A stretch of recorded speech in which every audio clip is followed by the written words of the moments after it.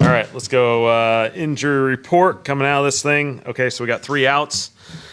Caesar and Chase, as we mentioned, and then Isaac Yadam with the hamstring, so he'll be out. And then questionables, Juwan Johnson with the ankle, Trevor Penny with the ankle, Dylan Radunes with the toe. And then obviously our pup guys, Taysom questionable, Foster questionable, and Ridgeway questionable. So everyone else is good to go based off of that.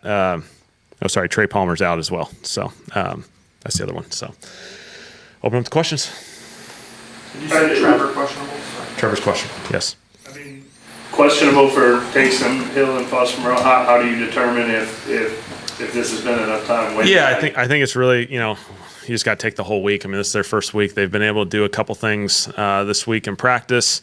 We just got to kind of see how their bodies are feeling as they kind of go through a full week for the first time this season. And so, they've done some good things, but obviously there's a lot of work that would have to go into that.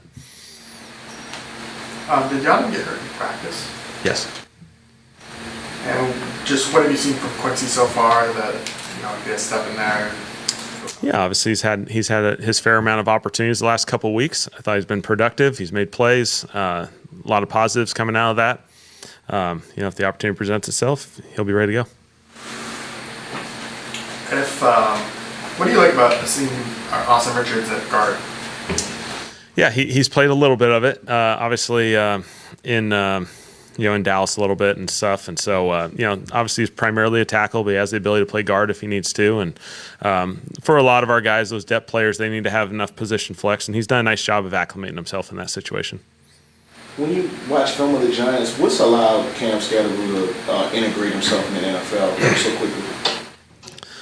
I think for as fun of a personality he is, I think he's a really smart football player. I think he has a really good understanding of the game, and obviously you can see that he can do a number of things. They trust him in a lot of situations, and so because of that, he's able to play a lot of snaps. And so, he's a really physical player that obviously shows up. So then he's able to produce because of that.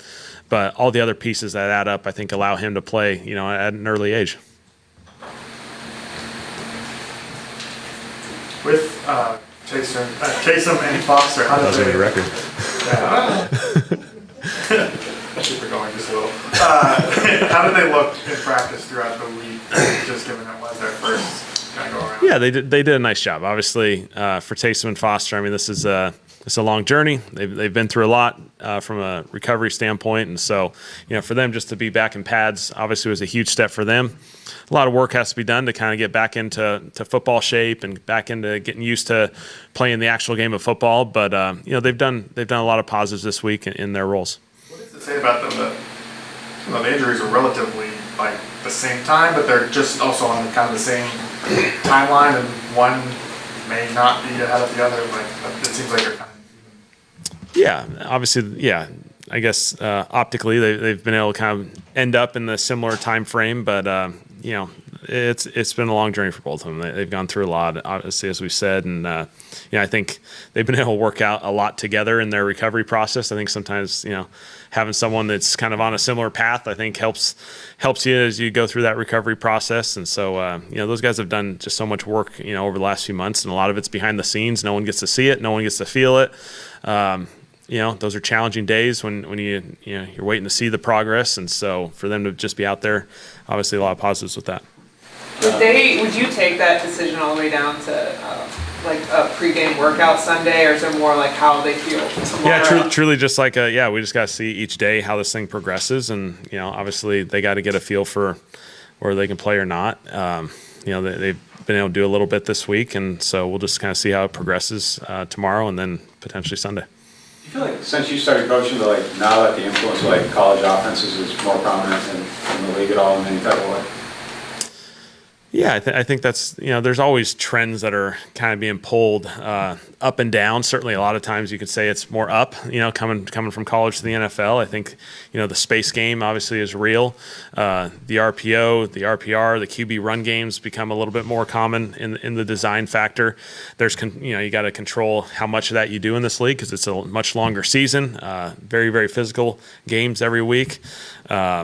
And even defensively, I think you can see the trends of people playing a lot more nickel, and some of these teams like Arizona where they're playing these three safeties, and that's kind of like you can probably pull back to where college that's a lot more prominent right now, and so that's the fun part. We're always doing research. We're always trying to find different examples of things that we feel like can benefit us. I think everyone does it in the league. A lot of times, you're watching games on Saturdays, and there's certainly inspiration that comes from it. I apologize if you were asked about this on Monday, but what have you made of Kendra Miller's ability to just kind of break tackles? It seems like a big part of his production this year. Yeah. Effort and finish is a very prominent thing that we want to talk about a lot, and I think it has a huge impact on the game from a stylistic standpoint. His ability to break the tackles, just be a physical downhill runner. There's huge value to that. There's obviously the ability to make a guy miss, run through it, gain a big play, but there's also a toll for defensive players. When you got a physical player coming at you play after play, and so I thought Kendra certainly has trended really well positively the last few weeks, and he's done a lot of good stuff. What do you think Foster can add as a blocker, given the success of the run game that he had last year? Foster's done a phenomenal job in his history of playing, an inline tight end and ability to move people at the line of scrimmage. He has, still has the pass game production that he's had through the Raiders and here, and so obviously he's a really good player. You got to call it. There you go. All right, thanks guys.